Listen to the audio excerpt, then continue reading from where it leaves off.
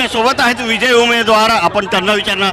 तुम्ही विजयी झालेला आहात. सर्वात महत्त्वाचं म्हणजे जे खासदार आहेत रवींद्र वायकर, त्यांच्या मुलीला हरवलेलं आहे. कशा प्रकारची प्रतिक्रिया पाहिजे? मला आता एवढं बोलायला होणार नाही, कारण मी फार भावूक झाली आहे. कारण मी आता एवढे दिवस करते, मला त्यांना हरवायचं होतं, घराणेशाही हरवायची, अमोल भैयांचा बदला घ्यायचा होता. म्हणून रात्र दिवस पूर्ण प्रभाग शिडी चढून उतरलेली आहे. मी काय AC मधली नाही, मला असं वाटत होतं घराणेशाही मी संपवणार आहे. म्हणून मी ती तिकीट आणली, यांच्याकडून विनंती करून मी तिकीट घेतली होती, मला त्यांचा बदला घेऊ दे म्हणून. नाहीतर माझ्या इकडे भरपूर उमेदवार होते, मला ही सीट काढायची होती, घराणेशाही संपवायची होती आणि अमोल भैयांचा मी वचपा घेतला.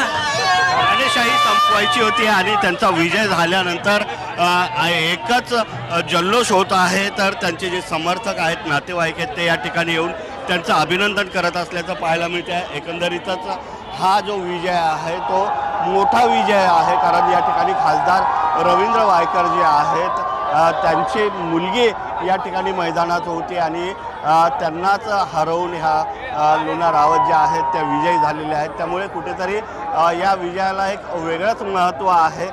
यापूर्वी खासदार म्हणून रवींद्र वायकर निवडून आले होते, त्यानंतर विधानसभा निवडणुकीत त्यांच्या पत्नीला सुद्धा तिकीट देण्यात आलं होतं, परंतु पराभव झालेला होता. आणि आता मुंबई महापालिकेच्या निवडणुकीत त्यांच्या मुलीला तिकीट देण्यात आलं होतं, परंतु तिथे त्यांचा पराभव झाल्याचं पाहायला मिळते. आणि ते आल्यानंतर आता एकच या ठिकाणी गुलाल उधळत असल्याचं पाहायला मिळते. आणि हा जल्लोष जो आहे तो अतिशय महत्त्वाचा असणार आहे, तो या उमेदवारांसाठी. Video journalist Dheeraj Samant Kulkarni, Zee media, Mumbai.